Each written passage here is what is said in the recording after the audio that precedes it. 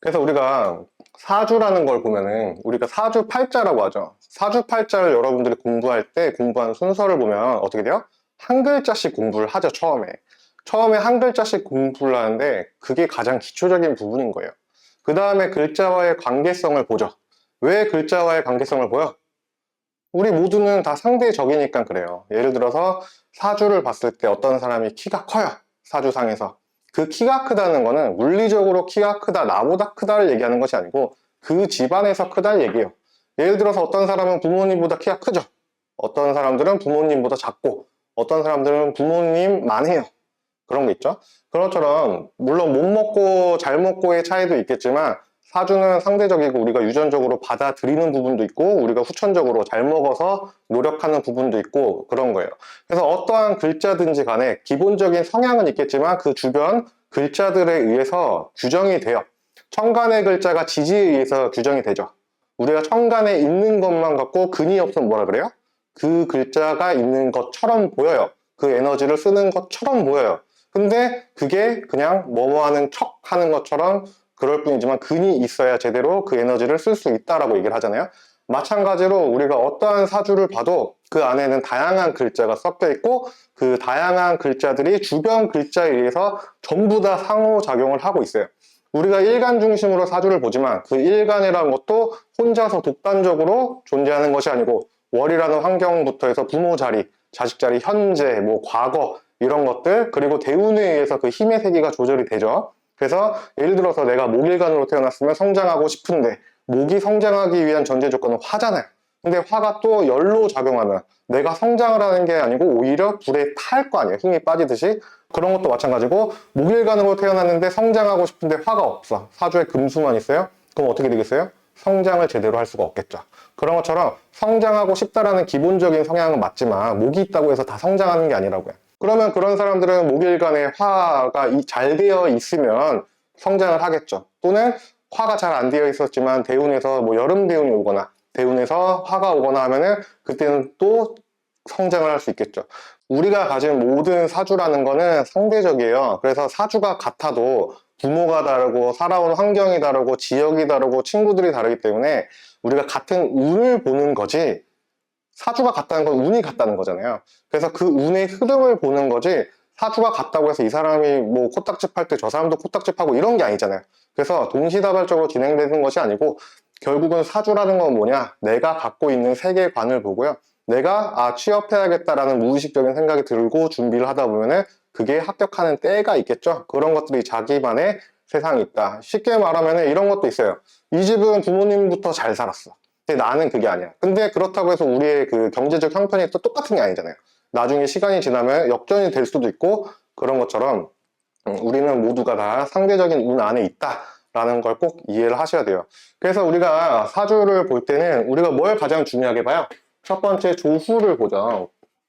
자, 이 조수라는 거는 한난조습이라고 해서 한난조습이라고 해서 개인이 타고난 온도와 습도를 보는 거잖아요. 그러면 온도와 습도를 왜 봐요? 우리가 얼마나 만족을 할 수 있는 그릇인가를 보기 위해서 우리가 조수를 본단 말이에요. 그러니까 쉽게 말해서 오행이 다 있거나 쏠려 있거나 이런 거랑 상관이 없어요.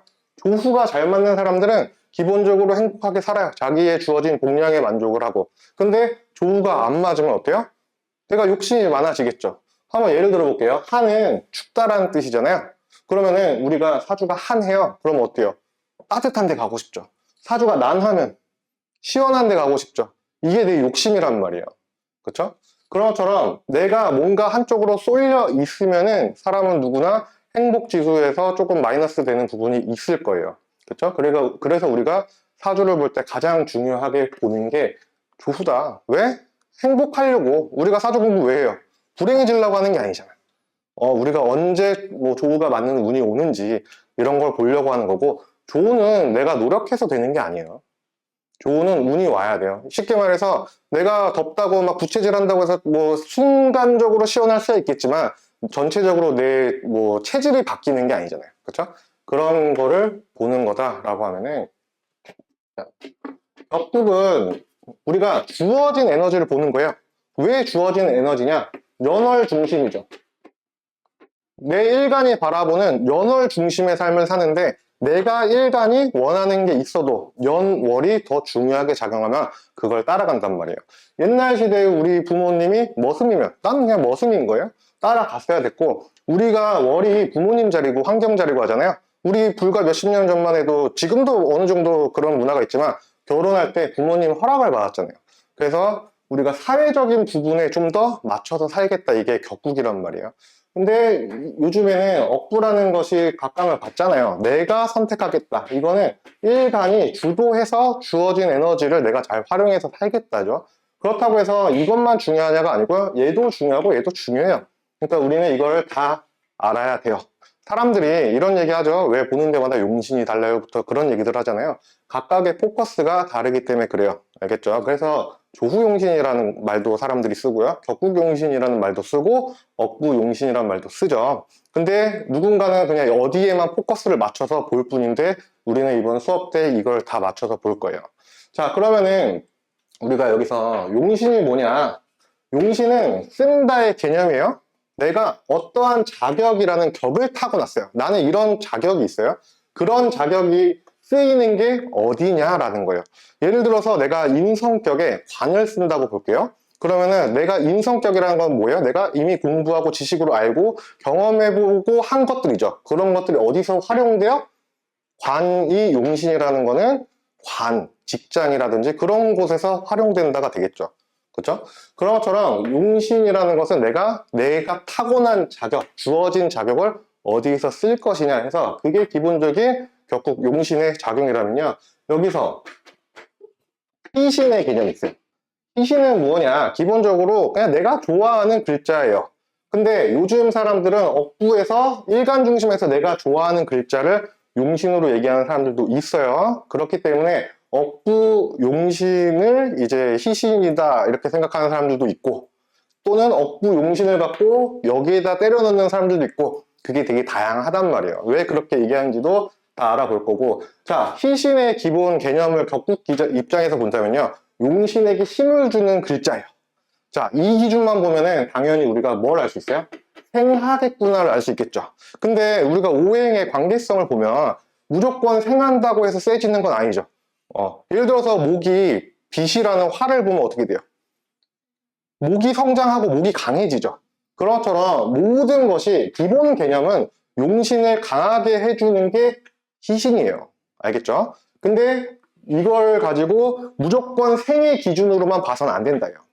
특성만 놓고 보면 당연히 생의 기준이겠지만 사주는 상대성이고 관계성이라고 했죠. 그래서 나한테 어떤 용신이 있는데 희신이 무엇인가를 보고 그 희신이라는 글자가 오행상 얘를 방해할 수도 있어요. 알겠죠? 그렇기 때문에 격국 입장에서의 용신, 희신이 있는 거고 억부 입장에서의 용신, 희신이 있다 이렇게 생각하시면 돼요. 그 다음에 우리가 무엇을 볼 거냐면 기신이라는 것을 볼 건데, 기신은 뭐냐? 용신의 쓰임을 방해하는 글자가 돼요. 알겠죠? 용신의 쓰임을 방해하는데 우리가 기본적으로는 극이라고 얘기를 합니다.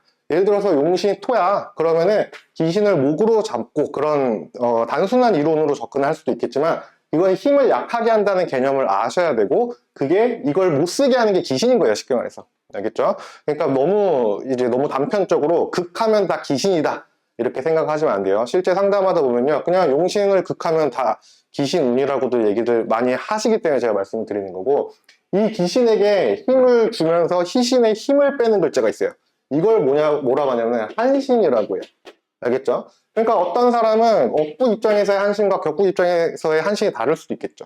마찬가지로 다른 글자들도 다 기준에 따라 다를 수 있어요. 우리가 그 기준을 다 알아야 우리가 주어진 운 안에서 우리가 어떤 활용을 하면서 살 것이냐 이런 것들을 정확하게 알 수가 있겠죠. 자, 그 다음에 마지막으로 이 기신이라는 거는 용신은 내가 가진 자격을 쓴다는 거잖아요. 그럼 내가 이걸 쓰는 데 있어서 쓰는 걸 방해하는 글자죠. 이 방해하는 글자를 또 제거해주는 글자가 뭐냐면은 구신이라고 해요. 옛날에 이런 말이 많아요. 구신이 있는 사주를 보고 우리가 귀격이다 이런 얘기들 많이 합니다. 왜냐면은 이런 거예요. 간단하게 옛날에는 양반 사회였고 왕권 사회였죠. 그런 사회에서 구신이 있으면 왕한테 대적하지 않겠죠. 구신이 있으면은 열심히 국가를 위해서 잘 사회 연월이라는 국가 사회를 위해서 잘 일을 하겠죠. 내 감정이 기분 더럽다고 해서 그만두지 않겠죠. 왕이 막 뭐라 했는데 기분 나쁘면 나 이제 양반 안 할 거야 내려가는 사람 없었단 말이에요. 그런 걸 이제 막아주는 글자. 그래서 여러분들이 이제는 뭘 하셔야 되냐면은 여러분들이 이제 명조 제출을 하고 제가 풀이를 하고 여러분들이 피드백을 주잖아요. 그럼 여기서 여러분들이 이제 앞으로 숙제부터 해서 명조를 쓸 때마다 준비해야 되는 게 뭐냐, 각 사주별로의 이 5개를 찾을 줄 아셔야 됩니다. 그래서 우리가 원래는 이제 목화토금수라는 원리 때문에 이게 있죠? 얘네들이 생극의 작용을 하고 있는 거잖아요.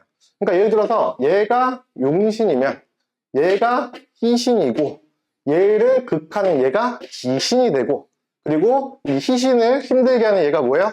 한신이 되고, 그러면은 얘는 뭐예요? 기신을 극하죠. 이걸 가지고 구신이라고 한다고요. 그래서 여러분들이 앞으로 명조를 제출하실 때 이거를 기본적으로 스스로 제출하기 전에 어느 정도 한번 파악해보고 그게 일치 있느냐 그런 걸 봐야 돼요. 이거는 기본 개념이에요. 다시 한번 말씀드리지만 무조건 이 생극에 의해서만 주어지는 것이 아니고 각 글자의 관계성과 상대성을 꼭 찾아서 보셔야 돼요. 알겠죠? 그래서 누군가의 사주를 볼 땐 이거를 찾아놓고 하는 겁니다. 뭐 예를 들어서 내가 뭐 화가 용신이다. 그럼 화의 쓰임을 방해하는 건 기본적으로 수가 되잖아요. 우리가 오행상으로 보면.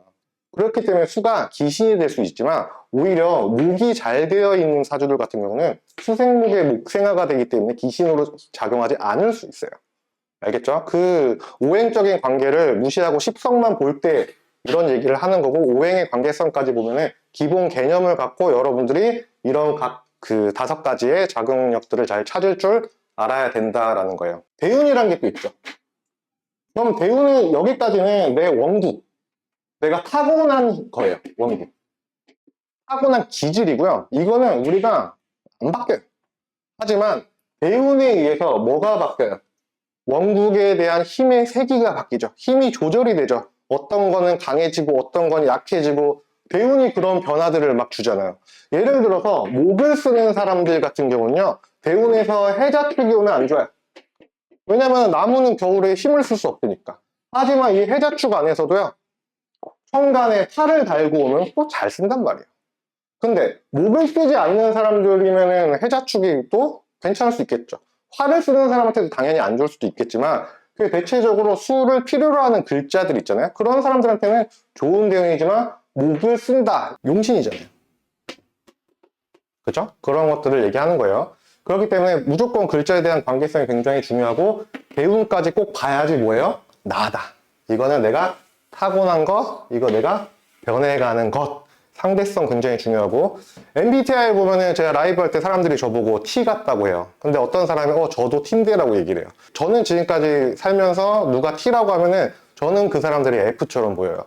왜? 상대성이니까. 한겨울에 태어난 사람이 있다고 해봐요. 한해요. 근데 어떠한 사람도 겨울에 태어났어요. 한해요.